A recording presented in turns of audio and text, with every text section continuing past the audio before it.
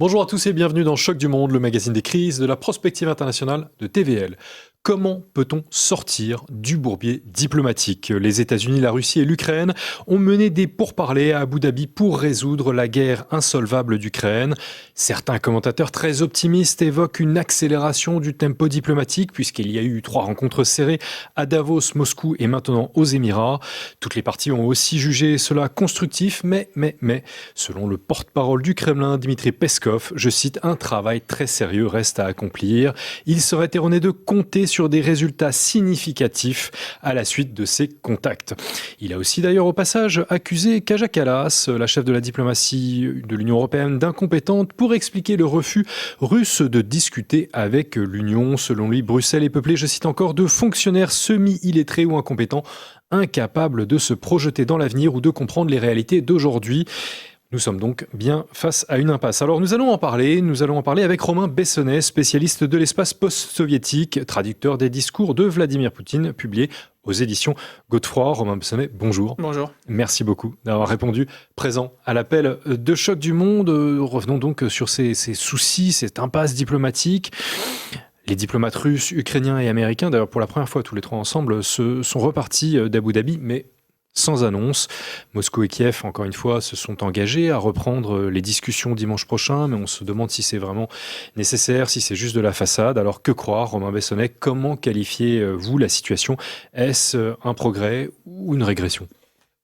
Premièrement, c'était la première fois qu'on avait cette rencontre de type ouverte. En fait, ce ne sont pas des diplomates qui se sont rencontrés, ce sont en fait les responsables sécuritaires des 3 pays.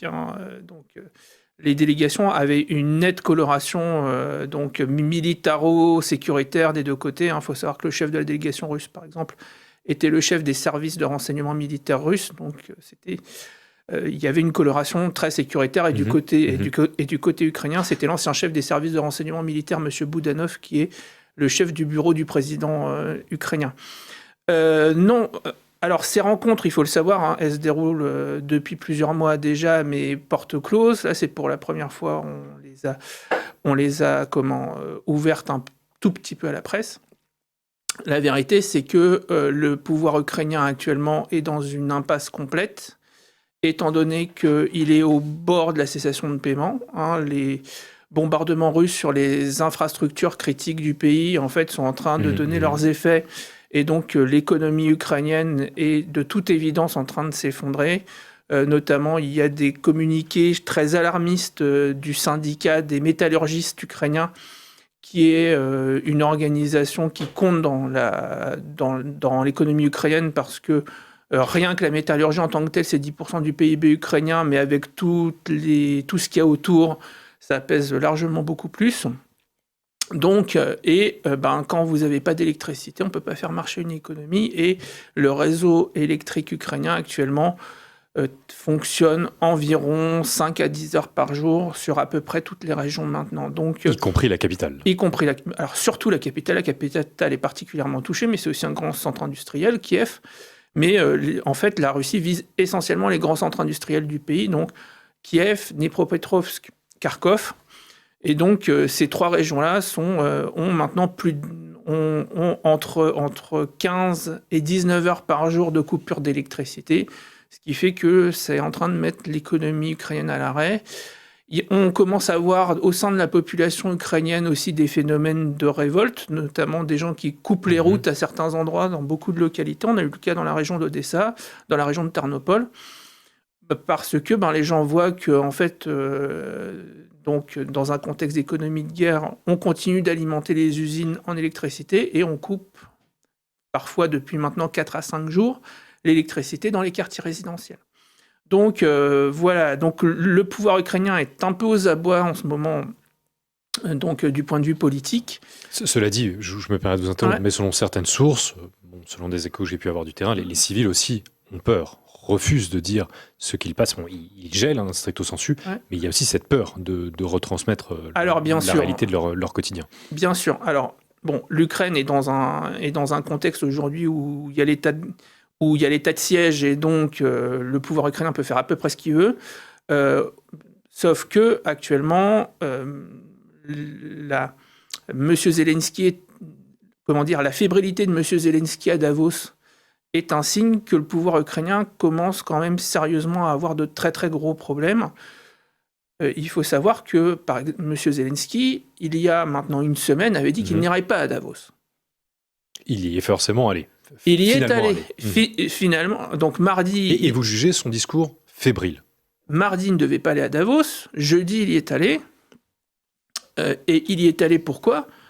Parce que son pays est actuellement en état de quasi-cessation de paiement, que les Européens ont promis de l'argent et que cet argent n'arrive pas. Première chose. Deuxièmement, les Européens ont promis une aide à l'Ukraine, notamment en termes de reconstruction de ses infrastructures énergétiques pour maintenir le pays à flot.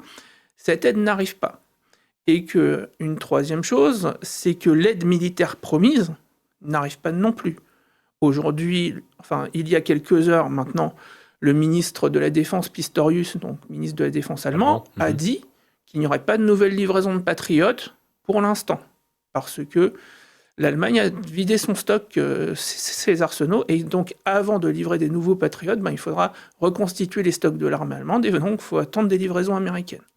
Donc aujourd'hui, d'ailleurs, la pénurie de patriotes, elle se voit dans le fait que les Russes maintenant frappent tout sans aucun problème. Ils n'ont plus aucun souci pour frapper les infrastructures énergétiques qui n'arrivent pas à se reconstituer. Les missiles vont forcément plus vite que... Donc les missiles vont plus vite et les missiles font mouche à chaque fois. Ils ne sont quasiment plus interceptés maintenant. Donc la situation est vraiment critique du point de vue du gouvernement ukrainien qui, donc, maintenant n'a plus d'argent. Et enfin, la dernière douche froide que l'administration Zelensky vient de se prendre, ça a été le discours de la directrice du FMI à Davos, ça doit être mardi ou mercredi dernier, qui a dit qui a laissé entendre entre les lignes, mais tout le monde a compris, que si l'Ukraine ne mettait pas en œuvre un plan donc, de suppression des subventions à l'électricité pour la population. Quand on a une population qui grelotte de froid, est quand même assez géant. Donc, s'ils ne suppriment pas les subventions dans le secteur de l'énergie, et puis s'ils ne mettent pas en œuvre l'agenda de réforme que le FMI a prévu de mettre en place à l'Ukraine, notamment un plan d'austérité budgétaire assez important, notamment une augmentation de la TVA, qui va être subi par la population ukrainienne, l'argent n'arriverait pas. Et le gouvernement ukrainien a besoin d'une tranche, c'est vu promettre par le FMI, une tranche de 5 milliards de dollars qui n'a toujours pas été débloquée à cause de ça. Donc aujourd'hui, M. Zelensky, il est un peu acculé à faire des concessions. Et face à cela, les Américains ont assez bien compris la chose. L'administration américaine a dit si vous mettez de l'eau dans votre vodka, notamment, on sait maintenant le dernier point qui bloque, c'est la question de la concession territoriale.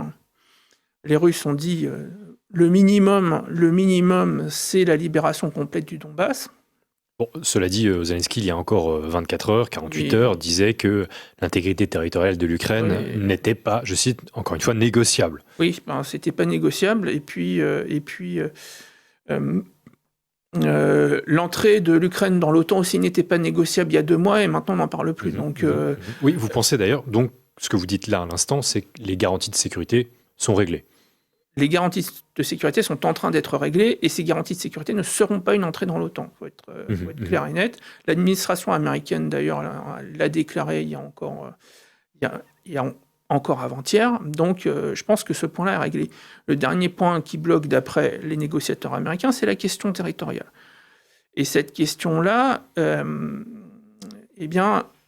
effectivement, pour M. Zelensky, c'est un véritable problème parce que les nationalistes ukrainiens, alors là, pourraient tenter un coup d'État militaire avec le 3e corps d'armée, c'est-à-dire le corps d'armée Azov, qui est dont la hiérarchie de haut en bas est contrôlée par les nationalistes. Donc voilà à peu près le dilemme dans lequel est M. Zelensky. Il est poussé par l'état économique de son pays à faire des concessions, et en même temps, il a peur que la concession territoriale soit la concession de trop. Dernier point, pour appâter M. Zelensky, les Américains ont bien compris la situation. Ils lui ont dit si tu signes, il y aura un plan de reconstruction de 800 milliards de dollars à la clé. Donc, sous contrôle américain quand même, parce que les maîtres doivent se servir en premier. Hein. Oui, mais en tout cas, voilà, on prendra en charge on fera en sorte que les Européens, parce que les 800 milliards seront payés essentiellement par les Européens, il ne faut pas se faire d'illusions, donc seront pris en charge. Une entrée potentielle dans l'UE ?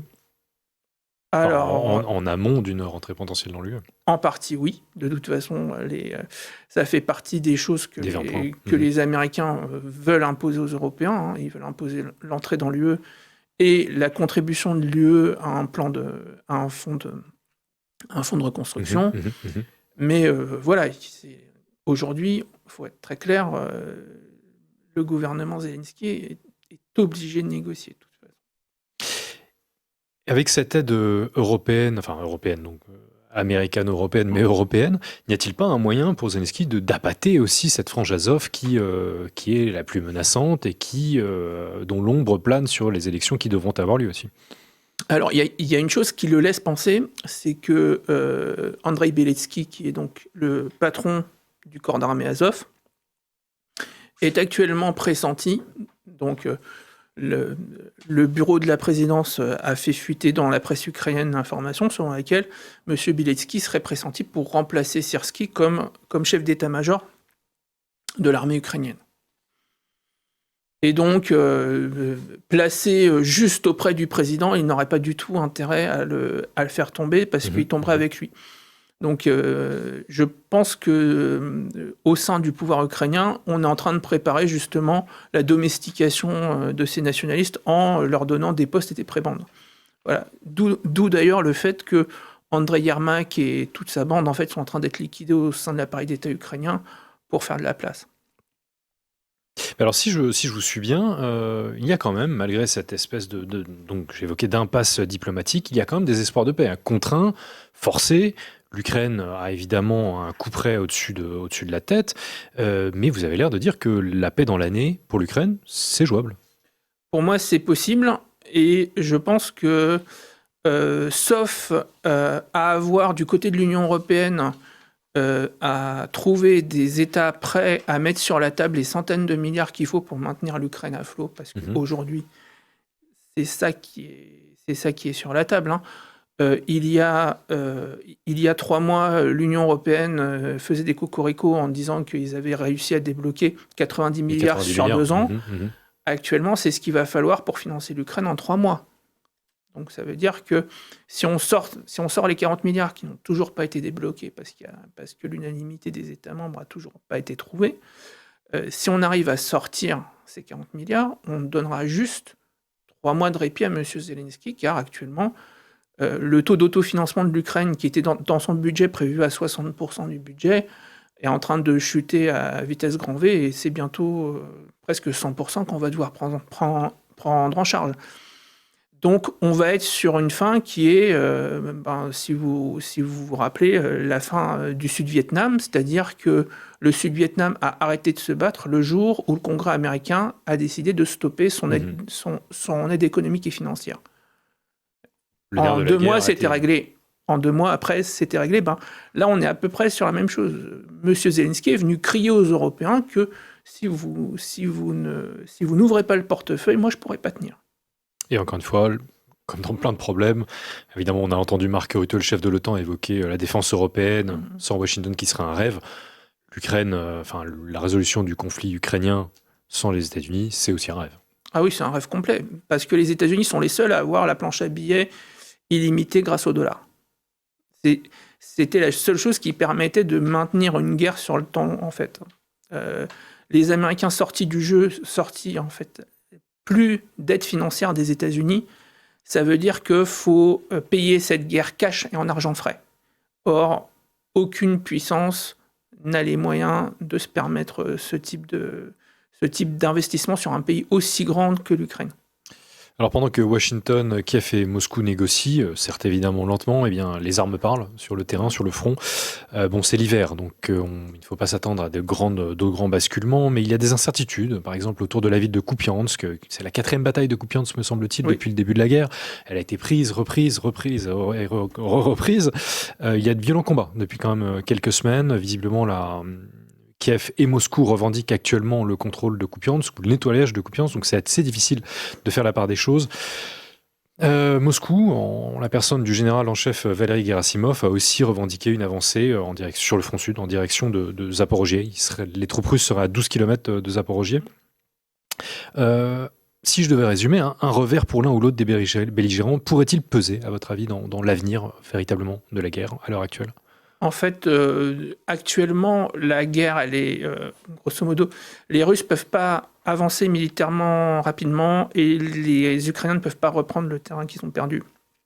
Donc, ce n'est pas... Il y a le manque d'hommes du côté ukrainien et du côté russe. Du côté ukrainien, il y a le manque d'hommes, et puis du côté russe, il y a la volonté, en fait, de ne pas épuiser le pays dans la guerre. Donc, on maintient, je dirais, on maintient la guerre à un seuil d'acceptabilité pour la population et surtout pour l'économie russe.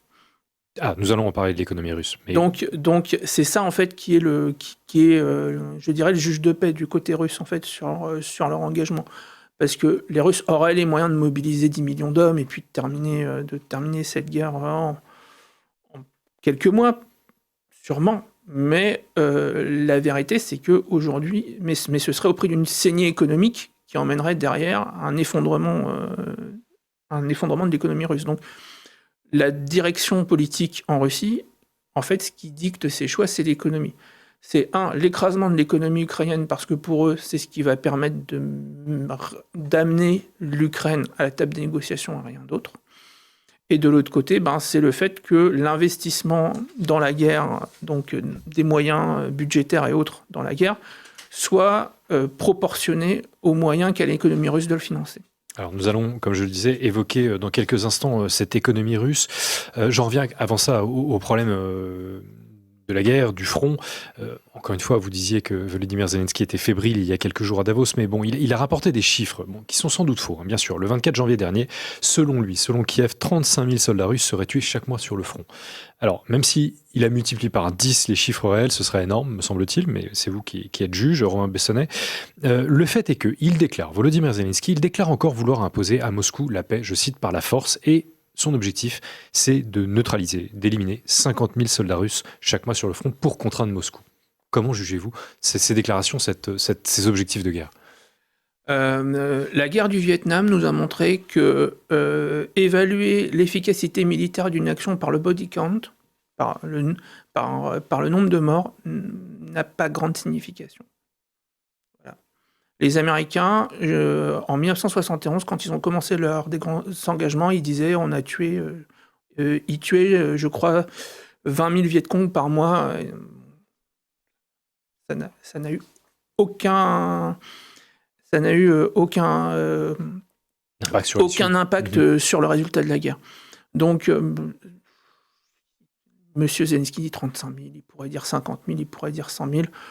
On nous dit, certains experts sur LCI vous disent que les Russes ont eu 1 500 000 morts depuis le début de la guerre, c'est-à-dire qu'ils ont perdu 100% de leur armée, forces stratégiques comprises dans cette guerre. C'est complètement hallucinant, il faut rester dans les réalités. Non, si la Russie n'avance pas actuellement sur le front, si elle avance si lentement, c'est parce que la Russie économise ses moyens, économise ses hommes. C'est la seule explication logique. Si la Russie était comme on le dit, insensible à ses pertes, on aurait des avancées beaucoup plus importantes sur le terrain, parce que les Russes y mettraient les moyens, ils mettraient les 100, 200, 300 000 hommes qu'il faut à un point du front. Or, ce n'est pas ce qui se passe. Cela joue quand même en faveur des Ukrainiens d'une certaine manière. Bon, Emmanuel Macron n'arrête pas de répéter, je cite, « Nous voulons la paix en Ukraine, mais pas une paix qui soit une capitulation ».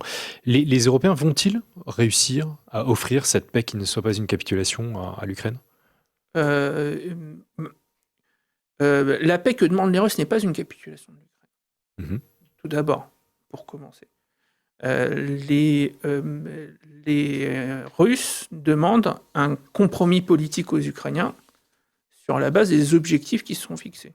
C'est-à-dire ce que eux pensent être la mise en sécurité du Donbass, qui pourrait d'ailleurs passer par sa démilitarisation. Les Russes sont tombés d'accord là-dessus avec les Américains.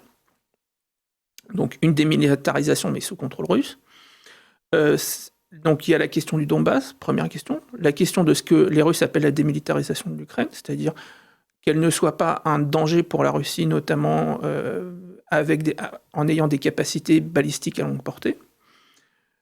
La dénazification de l'Ukraine, c'est-à-dire rendre aux Russes le statut qu'ils n'auraient jamais dû perdre de seconde langue nationale et rendre à l'Église orthodoxe ukrainienne ses droits et ses propriétés.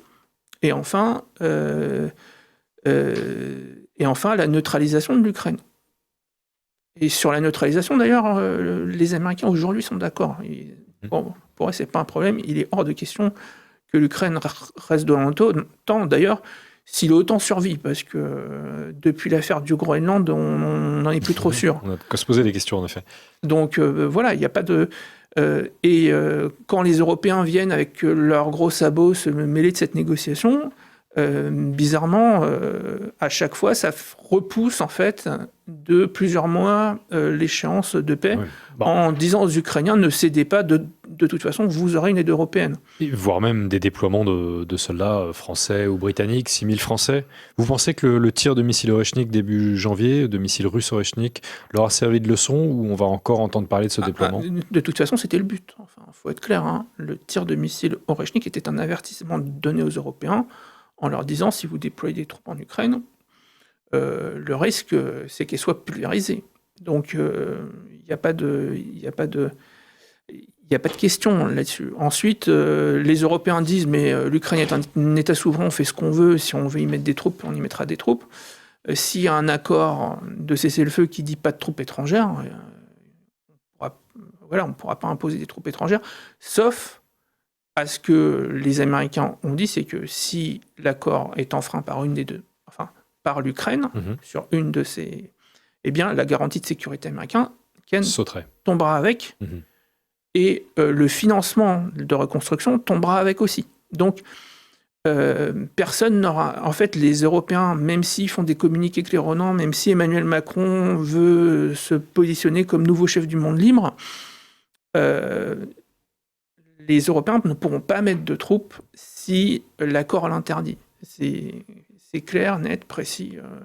Personne ne l'acceptera. Alors Romain Bessonnet, vous avez évoqué d'une certaine manière les limites, ou en tout cas les contraintes qui pesaient sur Moscou, Vladimir Poutine et la Russie.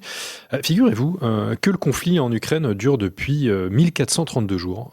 C'est 12 jours de plus, 14 jours de plus que la Grande Guerre patriotique, qui a duré donc 1418 jours. Alors humainement, c'est évidemment incomparable, mais politiquement, ça rappelle quand même qu'il y a des limites, donc comme vous l'évoquiez, russes au conflit.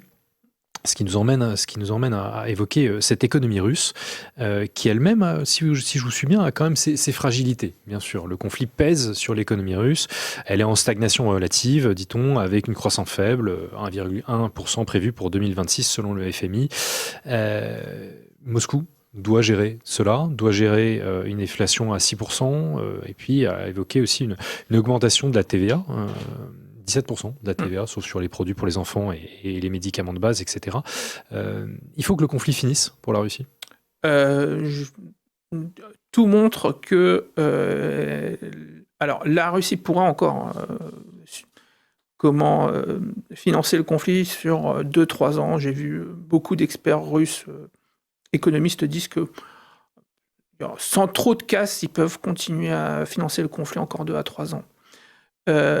Ensuite, il est clair que les dépenses budgétaires importantes qu'implique le conflit ont des conséquences sur l'économie russe. Mais ça n'entraîne pas l'effondrement dont parle d'ailleurs M. Zelensky, qui a dit à sa population toute l'année 2025 attendez, l'économie russe s'est effondrée cette année, et puis elle s'est toujours pas effondrée, elle est même dans un bien meilleur état que l'économie ukrainienne. Ensuite, l'inflation à 6%, c'est un taux assez normal pour l'économie russe. C'est une économie assez inflationniste depuis toujours, depuis 91 en tout cas. Et pour ce qui est de en fait, le principal problème de l'économie russe actuellement, c'est bien sûr, les pénuries de main-d'œuvre, qui sont en train d'être réglées par de l'immigration venant d'Asie. On a par exemple, on a un contingent qui a été accordé à l'Inde de 70 000 travailleurs, donc 70 000 travailleurs indiens. On négocie un quota avec le Vietnam aussi actuellement, par exemple. Là, je crois que le quota serait de à peu près 100 000 travailleurs supplémentaires. Donc, ça, c'est un premier point. Et puis, il y a un deuxième point, c'est que la Russie a bien sûr un problème à sortir ses exportations d'hydrocarbures. Mais là, pour le coup, l'administration de Trump vient de lui donner un sérieux coup de main avec la question du Venezuela, étant donné que les tonnes de pétrole que le Venezuela n'exporte plus en Chine, c'est les Russes qui vont les exporter. On a eu les premières données sur la question. C'est d'ailleurs pour ça que les Indiens ont baissé. D'ailleurs, il y a une sorte de passe-passe, c'est-à-dire que les Indiens, en fait, ont baissé leurs importations de pétrole russe pour du pétrole vénézuélien sous contrôle américain, et les Chinois augmentent leurs importations de pétrole russe. Donc, et là, pour le coup, comme c'est pas du pétrole importé par voie maritime, la question de la fameuse flotte fantôme ne se pose pas. Il suffit de mettre des wagons sur des trains et puis donc la Chine est assurée de ses approvisionnements. Donc actuellement, effectivement, oui, l'économie russe, elle a ces problèmes-là. Elle a un deuxième problème, c'est la modernisation de son appareil industriel, où là, très clairement, les Chinois sont en train de prendre le lead sur les anciens partenaires européens. Il faut savoir que beaucoup d'usines en Russie ont été construites par les Européens dans les années 2000-2010, jusqu'à la guerre, et que maintenant, les Chinois sont en train de rafler des contrats de construction d'usines partout, notamment dans la partie asiatique, mais pas que, de la Russie, notamment dans l'Oural. On a des constructions d'usines de drones avec des joint ventures sino-russes. Et ça, d'ailleurs, c'est ce qui amène l'administration américaine à accélérer le tempo sur les négociations pour régler le problème ukrainien, car les États-Unis voudraient bien que les Russes n'atteignent pas un point de non-retour, je dirais, dans les investissements chinois sur leur territoire, et que les Américains, en fait, gardent une sorte d'équilibre, que la Russie garde une sorte d'équilibre dans ses relations économiques avec les États-Unis pour éviter un condominium russo-chinois qui, entre les matières premières russes et l'avance technologique que prennent les Chinois, mettrait la puissance américaine en difficulté pour les 30 prochaines années. Pour les 30 prochaines années. Il y a aussi un point sur l'or, évidemment, parce que avec l'explosion du cours de l'or, la Russie, selon Bloomberg en tout cas, a enregistré des profits. C'est le moins qu'on puisse dire, 216 milliards de dollars grâce à la hausse des prix de l'or, ce qui compenserait la perte potentielle des actifs russes détenus en Europe. Oui. Là, c'est le jackpot pour la Russie. Là, c'est le jackpot, surtout qu'en fait, les 216 milliards, ça provient essentiellement d'une réévaluation, en fait, du stock d'or de la Banque centrale russe. Donc ça veut dire que grâce à son pourcentage en or qui est assez élevé, la Banque centrale russe vient d'annoncer, donc fin décembre dernier, avoir ses réserves de change les plus... Donc ils ont le montant le plus élevé de réserves de change depuis la création de la Banque centrale russe en 1991. Donc actuellement, ça profite très clairement à l'économie russe, cette révélation de l'or, sachant que la Russie est entre le premier et le deuxième, suivant les années, producteur d'or mondial avec le Brésil. Eh bien, cela marche pour l'économie russe, ou en tout cas cela bénéficie à l'économie russe. Romain Bessonnet, merci encore d'avoir répondu à l'appel de Choc du Monde. Je souligne que vous avez envisagé, évidemment avec prudence, une paix pour dans l'année 2026. Merci encore d'avoir répondu présent à l'appel de Choc du Monde. Merci à tous d'avoir suivi cet épisode. Surtout, n'oubliez pas de le commenter et de le partager. Merci à tous et bonne soirée.